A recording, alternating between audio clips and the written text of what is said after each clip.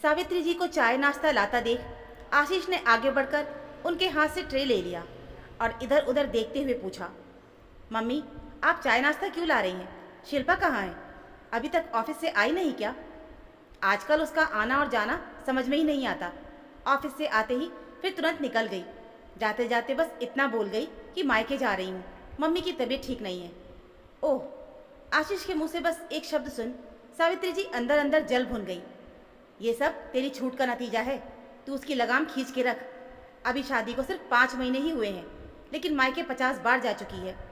मायके जाने का बहू को सिर्फ बहाना चाहिए। एक फ़ोन आता है और महारानी चल देती है।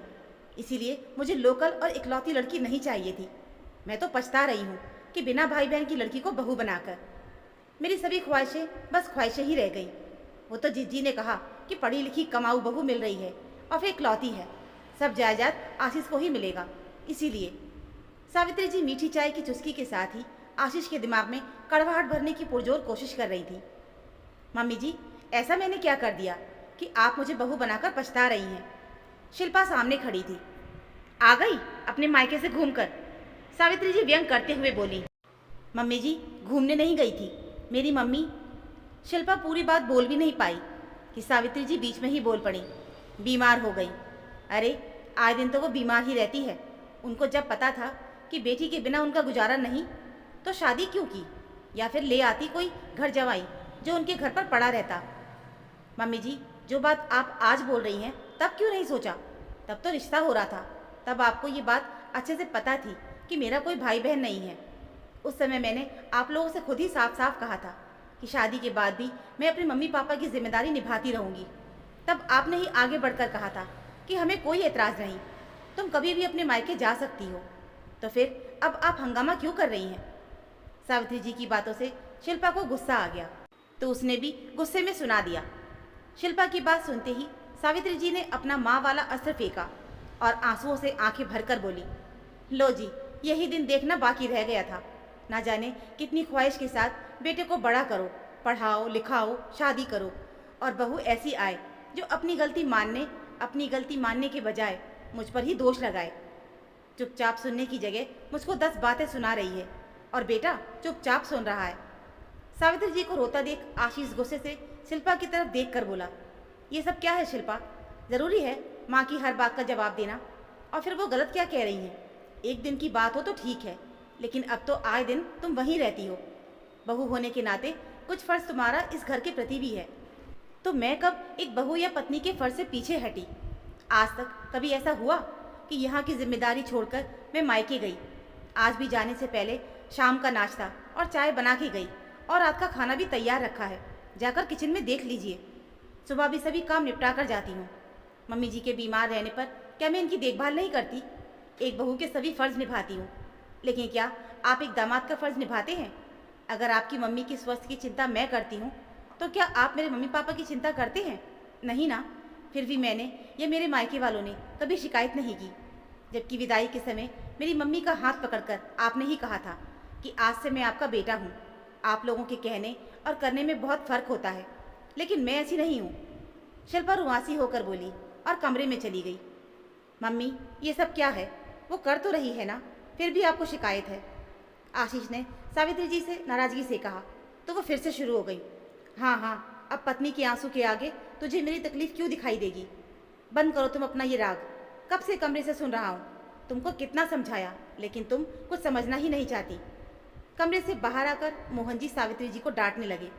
लो, अब तो मेरा पति भी मुझे ही डांट रहा है। ओह हाँ, मैं ही गलत हूँ और वो महारानी सही। मुझे क्या, करो उसकी पैरवी। और फिर गुस्से में उठकर कमरे में चली गई। आशीष ने बेचारगी से मनोज जी की तरफ देखा, तो उन्होंने देखा और हंसते हुए कहा, बेटा जी, शादी का ये भी एक साइड इफ़ेक्ट है। हमने झेला है, अब तुम्हारी बारी है। 2-3 दिन तक घर में तनाव का माहौल था। शिल्पा घर का काम करती और ऑफिस चली जाती। ऑफिस से आने के बाद वो घर का बचा सारा काम निपटाती। सावित्री जी से सिर्फ ज़रूरत की ही बात करती। अब ये चुप्पी सावित्री जी को खलने लगी थी, क्योंकि 2 महीने से ऊपर हो गया ना ही शिल्पा अपने मायके गई और ना ही उसने ऐसा कुछ किया जिसको मुद्दा बनाकर वो उससे लड़ती। मोहन जी जरूर उन्हें चिढ़ाते थे। मान गए सावित्री जी, जैसे अपनी सास की बोलती बंद कर देती थी, ठीक वैसे ही बहू का भी कर दिया। देख लो, बहू ने तो मायके जाना ही बंद कर दिया। तुमने अपनी वाली करवा ही ली ना बहू से। अब सावित्री जी क्या बोलती, मुंह टेढ़ा करके बस वो रह जाती। संडे की रात को खाना खाते समय शिल्पा ने आशीष से कहा, आशीष मैंने कल छुट्टी ले ली है, मुझे मायके जाना है। अब ये ऑफिस से छुट्टी करके पूरे दिन के लिए मायके जा रही है। सावित्री जी खुश हो गई कि उन्हें मौका मिल गया बहू को ताने देने के लिए। हाँ, मैं मायके जा रही हूँ, लेकिन दोपहर तक वापस आ जाऊँगी। पापा के साथ कोर्ट जाना है। 2 बजे तक मैं फ्री हो जाऊँगी, तो लंच के समय वापस आ जाऊँगी। कोर्ट? कुछ समस्या हो गई है क्या बेटा? मोहन जी के चेहरे पर चिंता होने लगी। ऐसी क्या बात हो गई कि तुमने मुझे भी नहीं बताया?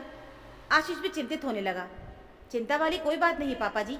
शिल्पा ने मनोज जी को आश्वस्त किया। तो कोर्ट क्यों जा रही हो? कुछ लफड़ा कर दिया क्या तुम्हारे मम्मी पापा ने? सावित्री जी व्यंग करते हुए बोली, नहीं मम्मी जी, बल्कि हमेशा के लिए लफड़ा ही खत्म कर रहे हैं। मेरे चचेरे भाई भाभी अपने परिवार के साथ सभी मम्मी पापा के पास शिफ्ट हो गए हैं ताकि उनकी अच्छे से देखभाल हो सके। लेकिन आजकल स्वार्थी बनकर अपने ही रिश्ते धोखा दे देते हैं। तो फिर इसीलिए मम्मी पापा ने फैसला किया है कि वो अपनी जायदाद उनके नाम कर देंगे और घर भैया भाभी के नाम। मुझे बस नो ऑब्जेक्शन के पेपर पर साइन करना है।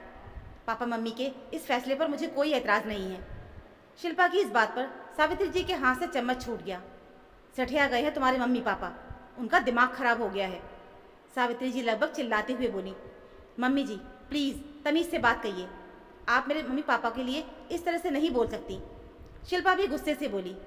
मोहन जी ने सावित्री जी को चुप कराया और आराम से शिल्पा से पूछा, बेटा इतना बड़ा फैसला लिया, ठोस वजह रही होगी। पापा जी, अब आप लोग ये बात अच्छे से जानते हैं कि मैं अकेली बेटी हूँ, लेकिन अब मैं उनकी देखभाल नहीं कर सकती। इसलिए मैंने चाचा से बात की। उनका छोटा बेटा बबलू, भैया और भाभी मम्मी पापा की जिम्मेदारी लेने को तैयार हो गए हैं। उनकी आर्थिक स्थिति बहुत अच्छी नहीं है। वैसे भी एक पुरानी कहावत है कि जो जिम्मेदारी लेगा और सेवा करेगा वही हिस्सेदार बनेगा। अब जब मैंने उनके प्रति सभी जिम्मेदारियों और सेवा से मुंह मोड़ लिया है तो उनकी हिस्सेदारी पर मेरा हक नहीं रहा। इसलिए मैं कोर्ट में जाकर एनओसी पर साइन करके अपना हक छोड़ रही हूँ। शिल्पा के इस धमाके से सावित्री जी सन्न रह गई। लेकिन इतनी बड़ी बात हो गई और तुमने मुझे बताना भी ज़रूरी नहीं समझा? आशीष शिल्पा पर गुस्सा होने लगा। ज़रूरी? जब भैया भाभी रहने के लिए आने वाले थे उससे पहले मैंने तुम्हें बताना चाहा था, लेकिन तब तुमने ही कहा था कि अपने मायके की बातों से मुझे दूर रखो। और मम्मी जी को कुछ कैसे बताती?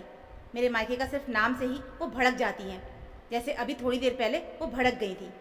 तुमने ही मुझसे कहा था आशीष कि मम्मी को मेरा मायके जाना पसंद नहीं है, इसीलिए मैं कोई सॉल्यूशन निकालूं।